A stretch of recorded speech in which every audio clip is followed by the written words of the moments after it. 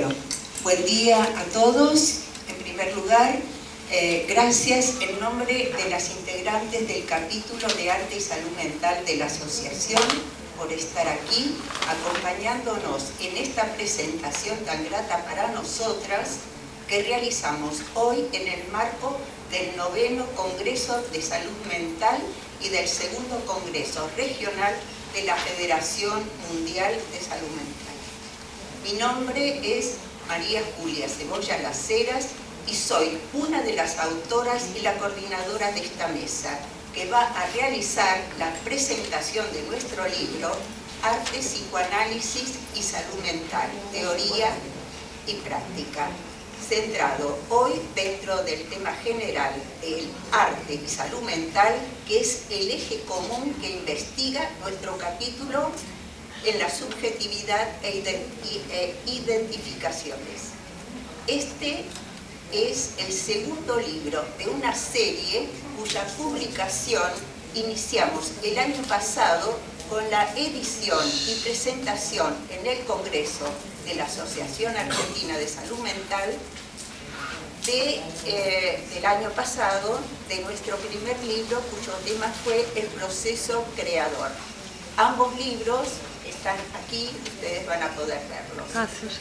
Los presentadores del libro son el doctor Pablo Friedman, que es médico psiquiatra, psicoanalista, secretario de Asuntos Profesionales de la Asociación Argentina de Salud Mental, jefe de División de Salud Mental del Hospital Álvarez, docentes y artistas o amantes del arte, con muchos años de ejercicio de la profesión y además integrantes del capítulo de Arte y Salud Mental de la Asociación.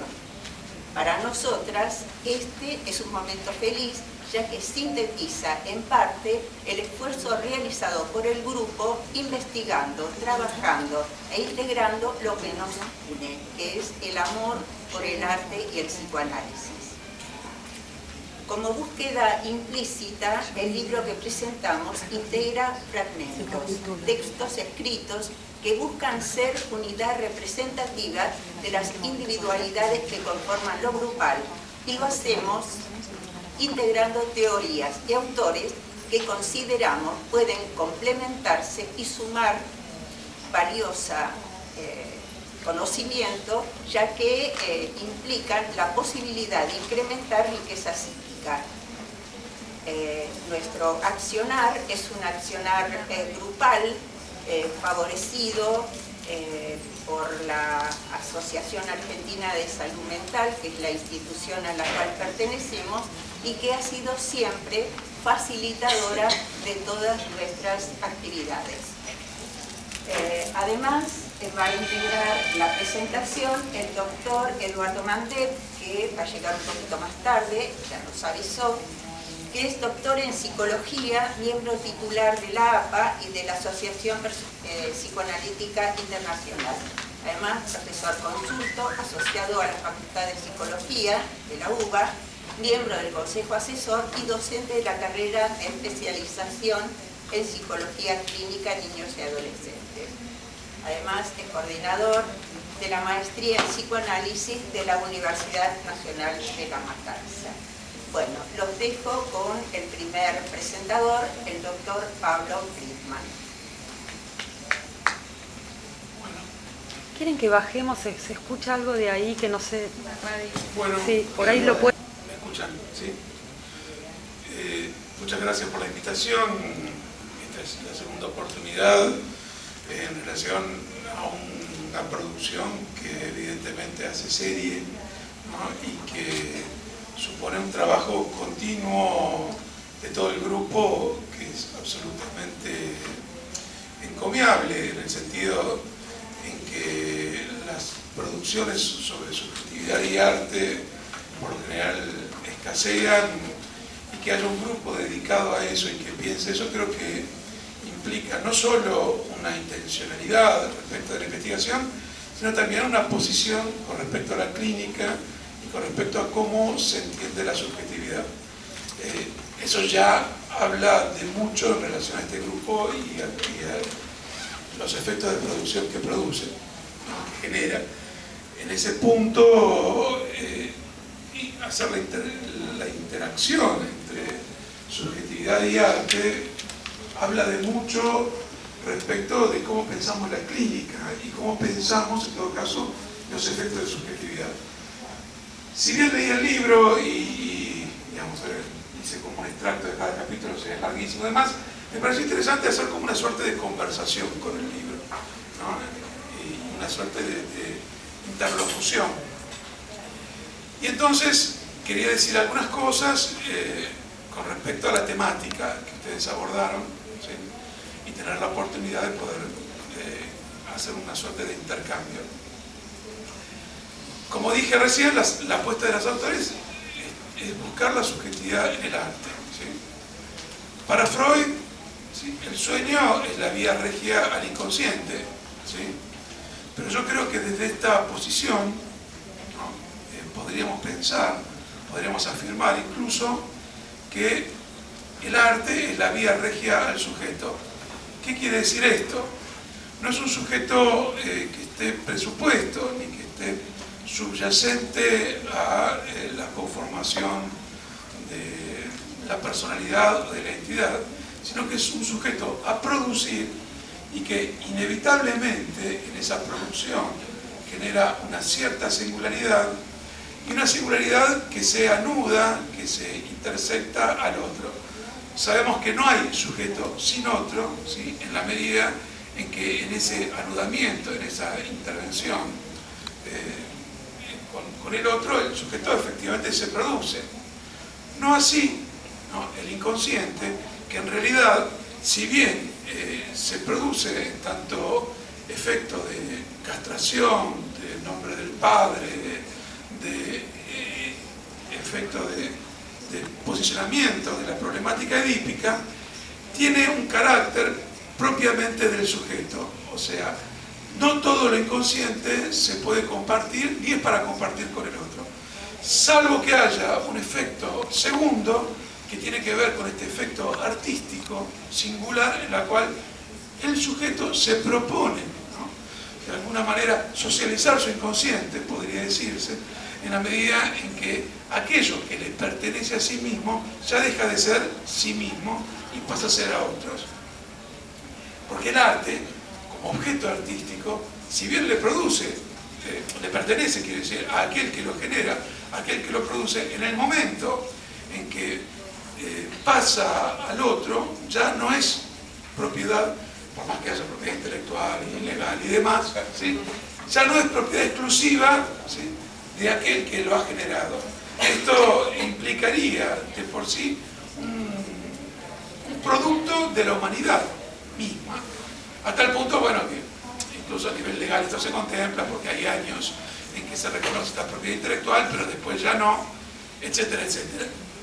Entonces hay una diferencia entre esta subjetividad que produce el efecto artístico y lo que encontramos como el inconsciente mismo, y ese es hasta qué punto esta no propiedad, no pertenencia del objeto artístico supone algo que intersecta al artista y no.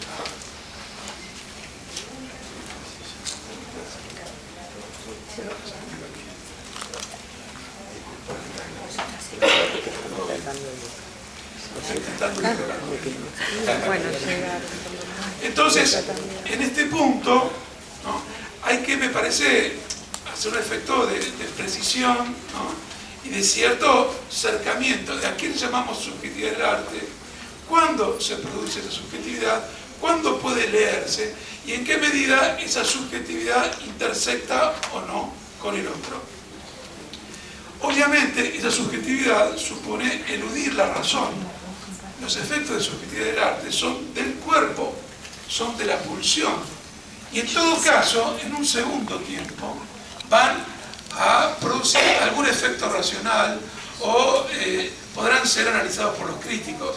Pero siempre los críticos van a analizar la obra ya hecha, ya acabada, es inevitable. En ese punto se van a encontrar con un efecto de producción pulsional, subjetivo, ¿no?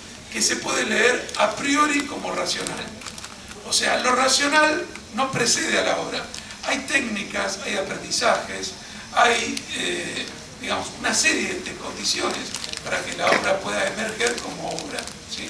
Pero todos sabemos que en el momento de la improvisación, el músico sabe, ¿sí?, en qué tono está, en qué, qué acordes debe respetar, en qué ritmo, ¿sí?, produce su improvisación, pero en ese momento tiene que salir algo imprevisto, tiene que salir algo que el músico no puede prever. Si ya lo tiene, digamos, compuesto, escrito y pautado, no es una improvisación.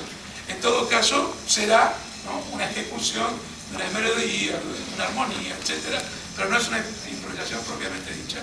Ese es el efecto de subjetividad que enmarca la obra de arte y que pone a la relación de obra de arte en tanto un efecto singular. Ahora bien, tampoco tenemos que fascinarnos con esto, los psicoanalistas, ¿no? Porque si hacemos arte y somos psicoanalistas, esto produce un efecto de fascinación, ¿no? Pero Freud mismo nos había advertido, ¿sí?, que el arte es una débil respuesta al malestar en la cultura. La llama incluso, con esta precisión implacable freudiana, que todos conocemos, ¿sí?, débil narcosis del arte, ¿no? Con lo cual nos está diciendo, ¿sí?, que el arte por sí mismo no cura, ni tampoco transforma, ni genera ninguna cosa, salvo en algún momento, ¿sí?, salvo en alguna situación en la cual el sujeto puede abstraerse por un momento, pero va a volver a su cotidianidad, va a volver a la vida que transita todos los días, después de haber pasado un buen momento. Tiene que haber una escucha, y tiene que haber un encuadre, y tiene que haber un dispositivo para que ese arte pueda tener efectos de transformación subjetiva. O sea, el arte, digamos, si no está enmarcado, si no está, digamos, incluido en un dispositivo que lo regule, que lo traccione, que lo dirija, tiene que haber una lista que dirija esa cura, ¿sí?, va a quedar simplemente como un efecto recreativo, con lo cual no tengo absolutamente nada, pero la cuestión es poder diferenciar las cosas. Si los pacientes hacen una actividad recreativa, perfecto. Si hacen una actividad terapéutica, es otra cosa. Si el arte interviene en la actividad terapéutica, tiene que haber una escucha, una direccionalidad, tiene que haber un señalamiento, tiene que haber un posicionamiento respecto del arte, donde haya un analista, en todo caso, que pueda de ahí extraer, ¿sí?, qué es lo que el sujeto está trabajando propiamente en esa actividad. Y entonces hay que diferenciar también locura de creación. Si bien en la locura puede haber efectos creativos y el delirio supone cierto efecto de creación, ¿sí?, la locura, por lo general, lo que hace es homologar, de alguna manera, aplastar los efectos de creatividad. Esto quiere decir que es una creatividad que no puede ser utilizada para el sujeto, que no puede ser, en todo caso, inscrita en el otro, salvo en un segundo tiempo. Todos conocemos la historia de Artaud, de Van Gogh, de lo que quieran y demás, ¿sí? Pero en el momento en que Van Gogh se corta la oreja, en ese momento no hay efecto de creatividad. Lo que hay es un efecto de pura locura, ¿sí?, que no puede inscribirse como efecto creativo, salvo en un segundo tiempo, ¿no?, donde el sujeto quizás pueda aprovecharse de eso. Quiero destacarlo en relación a cierta superposición que se hace a veces arbitrariamente. Locura o creación. Al mismo tiempo, la locura, si bien hay subjetividad en la locura, también aplasta los efectos de subjetividad. Bueno, antes que nada agradezco la oportunidad de la oferta de poder escribir el prólogo del libro. Es un tema fascinante, justamente porque quería compartir el prólogo con algunos comentarios de sensaciones que me produjo en el libro, reflexiones que produjo el tema del libro y preguntas que quedan abiertas a partir de la segunda producción. Y antes que nada, recién estoy pensando, el otro día en el cine, en una película, en una escena, se para una persona identificada con la situación, se para y putea a la pantalla. Me hizo acordar en un momento cuando tenía un sobrino que en ese momento tenía 6-7 años, que mi hermano tuvo la peor idea que llevarlo a ver Gremlins. Es una película de terror y para un chiquito de esa edad, la escena donde aparecía se tiró contra el asiento para atrás y yo lo miré enseguida para atajarlo, pero lo que me di cuenta es que la mayor parte de los adultos se tiraron para atrás como si me se venía encima. Y de paso, algo que me parece que este libro tiene como un eje central que aparece en varios de los artículos, es la temática de la identificación, como hablaba muy bien recién él. Yo pensaba en el tema del mecanismo de identificación como mecanismo en sí, como proceso, y el tema de la identificación como resultado en uno. Cómo deja las marcas identificatorias aspectos de la personalidad, cómo en determinadas fases evolutivas, principalmente en la infancia y en la adolescencia, esto es constitutivo del uso del sujeto, y cuántos de nosotros tenemos como parte de uno en su identidad el resultado de procesos identificatorios con distintos artistas. Yo no me creo Eric Clapton, pero tuve una identificación parcial con Eric Clapton, que me encantaría, no sé, que sea la rodilla de Eric Clapton, pero evidentemente forma parte de mi historia y de mi ser. Y me parece que este libro toca muchos de esos aspectos. Así bueno, quería en todo caso compartir párrafos del prólogo que comentamos. El arte como producto de la conducta humana es pasible de ser analizado en sus aspectos psicológicos, tanto desde su génesis, me parece que la producción creativa, el proceso creativo, por aparecer un eje en sí en este libro, como las actitudes de identificación o rechazo por parte del público, que lo experimenta pasiva o activamente. Este comentario viene porque últimamente en el arte, la participación, los procesos digamos, de puesta en escena donde el público no solamente que participa, sino que a veces es el productor de la escena artística, sin el cual sería imposible pensar en esa obra artística, forma parte de un fenómeno bastante nuevo, aunque muchas veces, como se dice, incluso en situaciones musicales, un concierto, como sabemos, no sería lo mismo sin la presencia del público en un contexto, así como un recital de rock sin el público. Digamos, ¿no?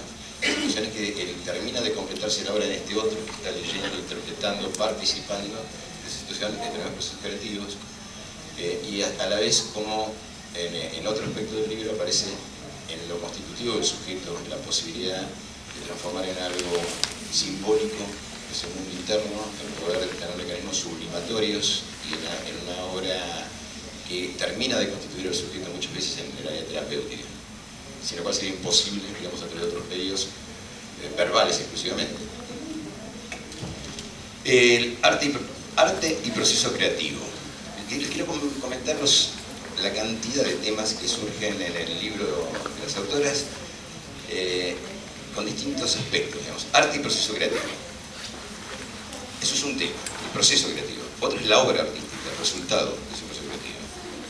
Otro, la apreciación artística como procesos identificatorios del público con la obra de arte y con el artista. Acá me encanta a mí, lo que decías antes de los críticos. Siempre hay una frase popular que un crítico es un artista frustrado, que se la pasa criticando precisamente. Bueno, por supuesto también están los que aprecian la obra del arte y están los que saben valorizar el nivel de producción en cuanto a la subjetividad del artista. Pero también hay un contexto en el cual poder interpretar esa obra y que muchas veces con el tiempo se puede reinterpretar, se puede resignificar una obra artística y también hasta con un comentario hasta personal. Muchas veces el simple hecho de el dato de la historia del autor, como en el caso de Minotauro, aparecen otros aspectos que uno no habría podido ni cuantificar ni cualificar en cuanto a la obra de arte. Y uno, en las lecturas múltiples que tiene la misma obra de arte a lo largo del tiempo, tiene significados distintos para el individuo. Y creo que no es lo mismo ver un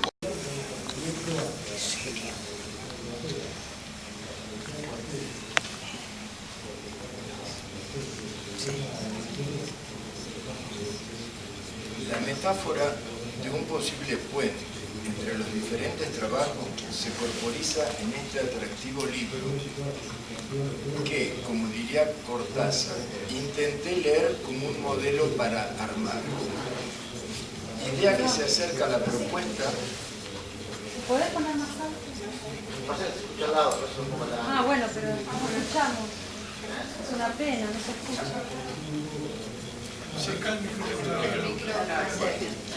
Idea que se acerca idea que se acerca a la propuesta de las autoras, la de tomar el arte como herramienta al servicio del trabajo clínico creativo. En el capítulo 1, entre el cuerpo y la palabra, tenemos el trabajo de María Julia Cebolla Las Heras, Freud y la construcción de la subjetividad. El de Silvia Weitzman, Arte, Cuerpo y Subjetividad, de Cristina Goicoechea, La Voz, herramienta de nuestro cuerpo y su participación en la subjetividad, y el de María de los Ángeles Cela, La ligazón afectiva en relación al folclore. Las cuatro, más allá de sus creativas diferencias, nos muestran el valor de la otredad en la construcción de la subjetividad y la importancia de la herencia cultural en articulación con el accionar creativo y responsable del acto humano. A continuación, en el capítulo 2, el objeto escindido en el arte, nos encontramos con Picasso y el Minotauro y Marc Chagall y la poesía de su pintura, ambos de María Julia Cebolla Las Heras, y de Cristina Goicoechea tenemos La Máscara, El Doble, Represión y Creatividad en la obra de Antonin Artaud. Ambas autoras penetran en el fértil campo propio de cada ser, articulado a su entorno sociocultural. En esta dirección, Lacan expresó en Función y Campo de la Palabra: mejor que renuncie quien no puede unir a su horizonte la subjetividad de su época. En el capítulo 3, El arte en la clínica, se trabajan los conceptos de clínica y creatividad a través de los escritos de María Julia Cebolla Las Heras.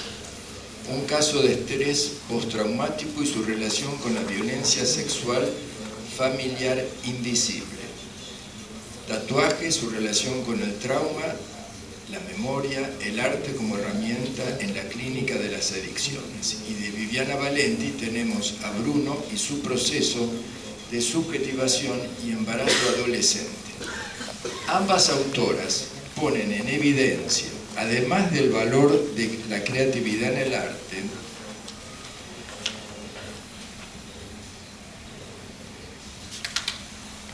el valor de la vida humana como acto de autocreación que nos diferencia del resto de los animales. En otras palabras, la creación de la otredad. El último y cuarto capítulo, Efectos terapéuticos del hacer con arte, Liliana Morea, en La realidad en carne viva, pone en evidencia, en palabras de la autora, que el arte puede sublimar y desviar los impulsos libidinales sexuales hacia un nuevo destino. Cintia Ceruzzi, en Teatro y Salud Mental, Arte y Desmanicomialización, enlaza creativamente el teatro y el psicoanálisis. Expresa la autora: pensar el arte como acción subjetivante nos introduce una vez más en la lógica de la rehabilitación y desmanicomialización como movimiento. Si la creatividad artística permite una solución singular del sujeto y tratamiento de su padecer, situamos entonces al sujeto mismo como artesano de su rehabilitación. Silvia Weitzman, en dispositivo Radio La Colifata, una invención nacional, considera que la función de la radio como dispositivo de expresión colabora en el proceso de subjetivación. Alejandra Mazzone, en Arteterapia y Psicosis, aborda los puntos de contacto que se pueden establecer entre la psicosis y el arte. Liliana Morea, en El espacio en psicodrama, relaciona el trabajo psicodramático individual o grupal como un espacio abierto al deseo inconsciente y al encuentro de la subjetividad. Por último, María de los Ángeles Cela, en su trabajo Cuerpo y Alma, El abrazo, en Abrazo danzan, explora el valor del cuerpo humano junto a la palabra, la música y la danza, dando lugar a la expresión deseante. Valoro este libro por su capacidad de mostrar la importancia de la construcción del otro, como lugar donde se constituye la palabra, orientado en la responsabilidad de su acontecer con el otro con minúscula, tanto en el devenir del accionar humano como en el mundo de la cultura. La literatura y el arte en líneas generales se incluyen en las prácticas culturales y sociales. Poder ahondar en cómo se constituye ese otro, lugar donde surge la palabra, respetando como lo hacen las autoras, la coherencia entre el mundo de la cultura y el mundo del acontecimiento, como expresaría Badiou, permite pasar el futuro anterior a un presente memorioso, o sea, saber algo más de eso que nos habita el inconsciente.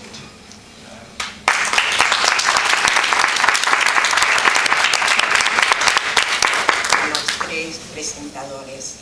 Ahora vamos a dar lugar a las preguntas. Los interrogantes que puedan haber surgido en el público pueden dirigirlos a los tres presentadores.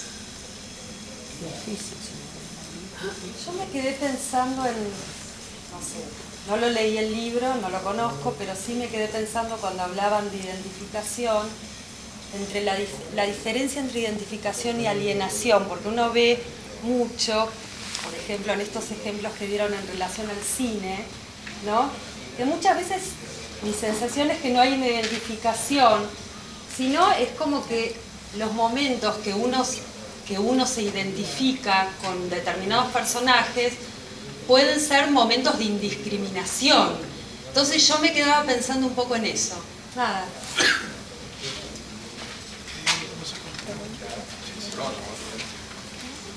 ¿Quién va a preguntar?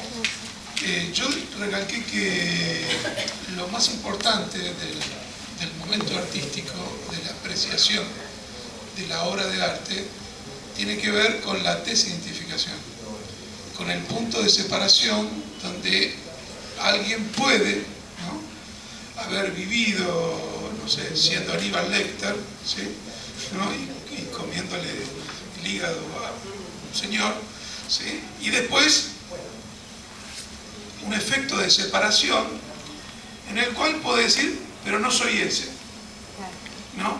Lo que supone en realidad también un efecto de análisis, profundizando un poco más, ¿no? No quiero decir que uno viendo una película haga un análisis, ¿no?, pero es similar en el sentido de que uno puede en el transcurso de un análisis construir una historia, construir un inconsciente, construir una subjetividad, ¿sí?, y poder decir, ¿sí?, yo soy ese que atravesó este síntoma y esta posición y tenía esta relación con mi padre, con tal dificultad, etcétera, etcétera, pero también no soy ese en la medida que puedo ser otra cosa. O sea, hay un punto ahí de salto, ¿sí?, entre esa identificación, ¿sí?, y la potencialidad de nuevas identificaciones que posibilitan la obra de arte como tal, ¿sí?, y justamente el movimiento de desanclaje del síntoma que se produce en la medida en que alguien puede reconocer un síntoma como propio, pero también como ajeno en algún nivel, en la medida en que pudo atravesarlo, que pudo trabajarlo, etcétera, etcétera. Hay ahí entonces una cierta potencialidad que se abre en la obra de arte. Por eso ese pero no, esa desidentificación es la que habilita al sujeto para hacer otra cosa. Aquel que justamente el espectador que insulta a la pantalla, ¿no?, hace una cierta interlocución entre el personaje, que no lo escucha aparentemente, ¿no?, y él mismo. Quiero decir, es como si conversara, ¿no?, como si el otro pudiera escuchar la puteada, ¿no? Ese es un efecto, está bien, no digo que eso no habla de ninguna cuestión, ni siquiera patológica, en el sentido que no habla ni de neurosis, ni de psicosis, ni de nada, en la medida que es un efecto de la obra de arte como tal. Pero diferente sería la cuestión si después de ver una película alguien queda suficientemente impactado como para tener pesadillas recurrentes, evitar ciertos lugares, establecer ya un síntoma fóbico con respecto a determinada cosa. Ya hay un proceso de desidentificación que no se ha producido, ¿no? Y bueno, entonces en ese caso la obra de arte podría ser patógena. O sea que lo terapéutico estaría en el movimiento entre la identificación y la desidentificación. Absolutamente. En ese dinamismo. Y en la Contra actividad más terapéutica, dinámico, más terapéutico. claro, y en la actividad terapéutica en el dispositivo. Porque si en el dispositivo lo que hay es simplemente apreciación de la obra de arte y nada más. ¿Sí?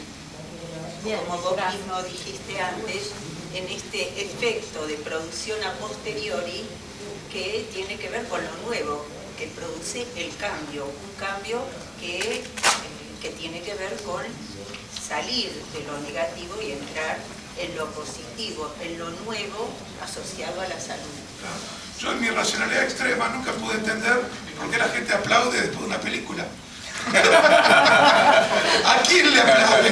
No están los actores, no está el director.